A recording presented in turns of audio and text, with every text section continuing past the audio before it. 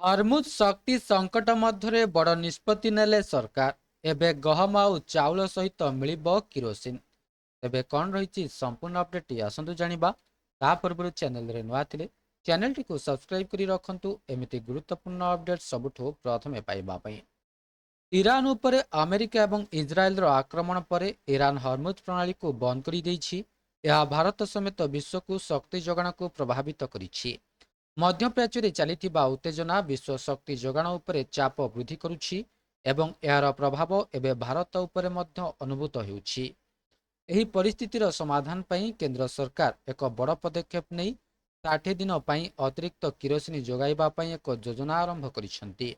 ଏହି ନିଷ୍ପତ୍ତି ଘରୋଇ ଗ୍ରାହକମାନଙ୍କୁ ବିଶେଷ କରି ଏଲ୍‌ପିଜି ଅଭାବର ସମ୍ମୁଖୀନ ହେଉଥିବା ଲୋକଙ୍କୁ ଆଶ୍ୱସ୍ତି ପ୍ରଦାନ କରିବା ପାଇଁ ଲକ୍ଷ୍ୟ ରଖିଛି।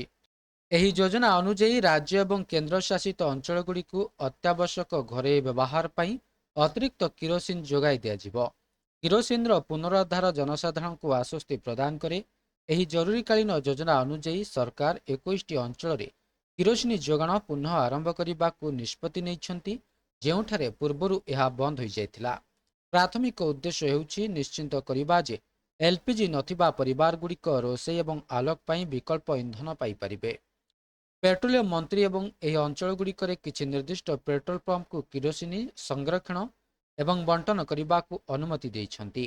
ପ୍ରତି ଜିଲ୍ଲାରେ 2ଟି ପେଟ୍ରୋଲ ପମ୍ପକୁ 5,000 ଲିଟର ପର୍ଯ୍ୟନ୍ତ କିରୋସିନ ସଂରକ୍ଷଣ କରିବାକୁ ଅନୁମତି ଦିଆଯାଇଛି, ଯାହା ଫଳରେ ଆବଶ୍ୟକ ଲୋକଙ୍କୁ ଦ୍ରୁତ ଯୋଗାଣ ସୁନିଶ୍ଚିତ ହେବ।